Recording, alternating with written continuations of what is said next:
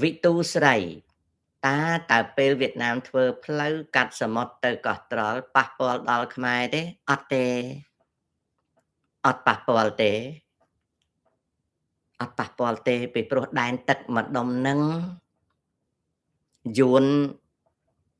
ស៊ីដាច់ហើយដែនទឹកម្ដុំនឹងយួនស៊ីដាច់ហើយណាកូនណាដែនទឹកម្ដុំនឹងយួនស៊ីដាច់ហើយអញ្ចឹងវាអត់មានអីណាវាអត់មានអីដែលទៅគិតអីចាញ់ទេបាទ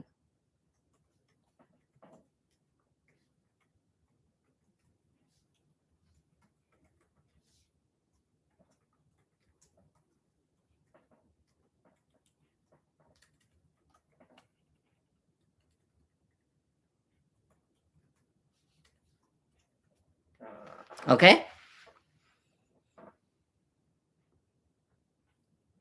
អាហ្នឹងអញ្ចឹងរឿងប៉ះពាល់គឺលែងនិយាយរួចហើយពីព្រោះទឹកម្ដុំហ្នឹងយួនយកតាំងពីឆ្នាំ82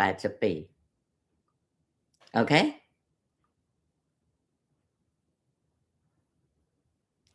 គម្រោងធ្វើស្ពានភ្ជាប់ដីគោកយួនភាគខាងត្បូងនិងកោះហ្វូកុកណានិងកោះហ្វូកុកដែលគេហៅថាហាទៀងហ្វូកុកស្ពានហាទៀងហ្វូកុកណាត្រូវបានគេគិតគូរ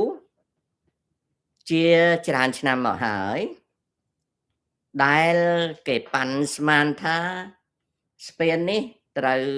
សាងសង់ប្រវែងប្រមាណជា45គីឡូម៉ែត្រតែជាផែនការសិក្សានៅឡើយទេមិនទាន់ដឹងថាគេសម្រេចបែបណាអាហ្នឹងគឺកំណត់ផែនការសិក្សាអំពីស្ពានហាទៀងហ្វូកុកគឺហាទៀងកោះត្រល់ហ្នឹងមួយណាអត់ទាន់ចេញជាការសម្រេចចិត្តនៅឡើយទេអាហ្នឹងមួយទៀតមានស្ពានមួយទៀតតែជាស្ពានមានគោលដៅទេសចរស្ពានគោលដៅទេសចរឈ្មោះស្ពានគេខ្ញុំមិនចេះអានទេភាសាយួនគេហៅចៅហុងអញ្ចឹងចៅហុងឬក៏កៅហុងអញ្ចឹងណាឬក៏កៅហូនឬក៏អីហ្នឹងស្ពានហ្នឹងណាស្ពានហ្នឹងគឺជាស្ពាននៅក្នុងបរិវេណនៃទឹកដីកោះហ្វូកុកដែលគេធ្វើសម្រាប់គោលដៅទេសចរមិនមែនណាមិនមែននេះទេមិនមែនស្ពានដឹកជញ្ជូនទេណាស្ពានហ្នឹងវាមាន800គីឡូម៉ែត្រស្ពានខ្លីទេណាអានោះវាជាស្ពានរីឯការធ្វើដំណើរពីហាទៀងរាជា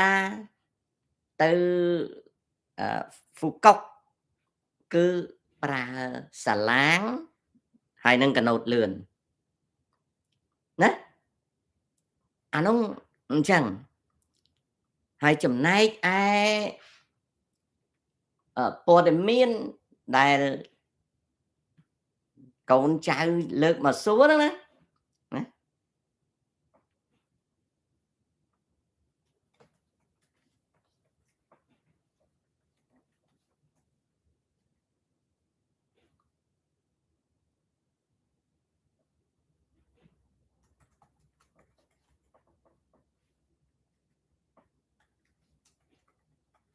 ដែលកូនចៅលើកមកសួរហ្នឹង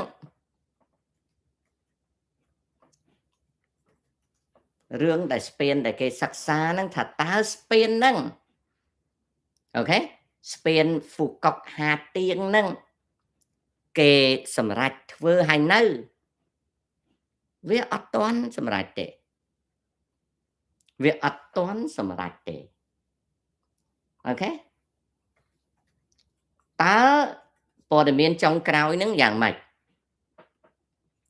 ព័ត៌មានចុងក្រោយតកតងហាទៀង Phuket Bridge ហ្នឹងវាយ៉ាងម៉េចបានជាកូនចៅមកសួរខ្ញុំតើមានឃើញគេផ្សាយយ៉ាងម៉េចគេព្រមយ៉ាងម៉េចមានបងប្អូនណាអាចប្រាប់ខ្ញុំបានទេរឿងហាទៀង Phuket ស្ពានហាទៀង Phuket ហ្នឹងមានព័ត៌មានពីណាមកថាគេព្រមខ្ញុំរកវាមិនឃើញអូខេខ្ញុំរកមិនឃើញមានទេមានអ្នកណាមានព័ត៌មានហ្នឹងទេសេងគេចាក់ដីពីណាទៅណាកូនគេចាក់ដីពីហាទៀងឬក៏គេចាក់ដីពី Phuket ណា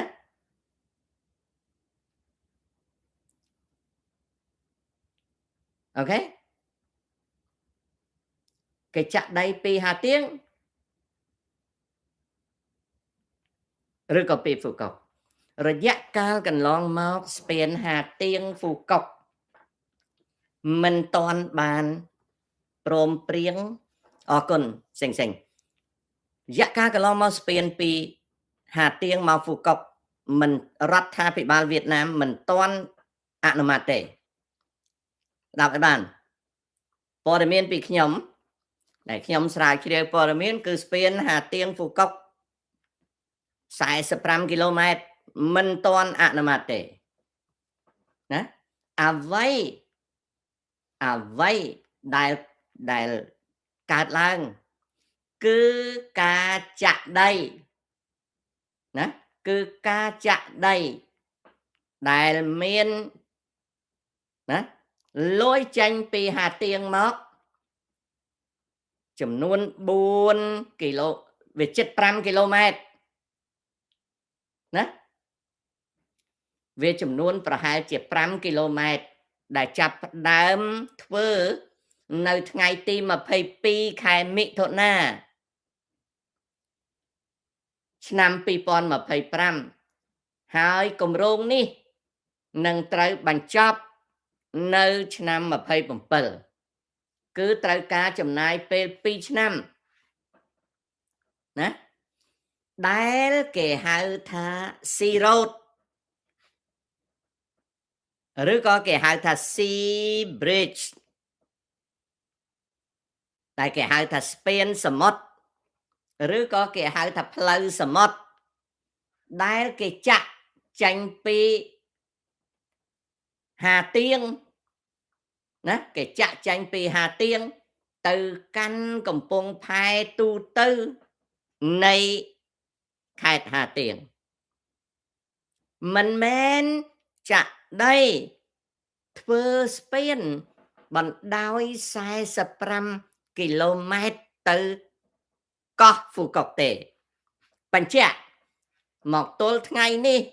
គម្រោងស្ពានហាទៀង Phuket 45គីឡូម៉ែត្រមិនទាន់អនុវត្តនៅឡើយទេមិនទាន់អនុម័តធ្វើនៅឡើយទេអ្វីដែលបានកើតឡើងគឺគម្រោងផ្លូវសមុទ្រឬស្ពានលយទៅក្នុងសមុទ្រពីទីក្រុងហាទៀងទៅកាន់កំពង់ផែទូទៅនៃខេត្តហាទៀងមិនមែនទៅកោះ Phuket ទេដែលមានប្រវែង4700ម៉ែត្រគឺជិត5គីឡូណាដែលនៅក្នុងការចាក់ដីនោះបានធ្វើឡើងនៅថ្ងៃទី22ខែមិថុនាឆ្នាំ2025ផែនការនេះត្រូវបញ្ចប់នៅឆ្នាំ27ដែលការចាក់ដីសំណង់ឆ្ពោះទៅគេហៅថាផ្លូវសមុទ្រឬក៏ស្ពានសមុទ្រនេះ វាមានបណ្ដោយ 4700 ម៉ែត្រ 75 គីឡូម៉ែត្រ ដែលចាក់ដីផងនិងធ្វើស្ពានប្រវែង 240 ម៉ែត្រណាធ្វើស្ពានប្រវែង 240 ម៉ែត្របូកនឹងគេចាក់ដីណាគេចាក់ដីដែលគេហៅថា sea road ឬក៏ដីផ្លូវសមុទ្រប៉ុន្តែផ្លូវហ្នឹងគេមានធ្វើស្ពានលយទៅក្នុងសមុទ្រប្រវែង 240 ម៉ែត្រអូខេប្រវែង 240 ម៉ែត្រដូច្នេះបើយក 4700 ម៉ែត្រដក 240 ម៉ែត្រ 4 គីឡូកន្លះគឺជាការចាក់ដីចូលក្នុងសមុទ្រធ្វើផ្លូវអូខេជាការចាក់ដីនេះគឺជាព័ត៌មានដែលខ្ញុំបានទទួលចំណែកអាស្ពាន45 គីឡូម៉ែត្រពីហាទៀងទៅហ្វូកុកអត់ទាន់អនុម័តទេនេះគឺជាព័ត៌មានពីកាសែតយួនតយត្រី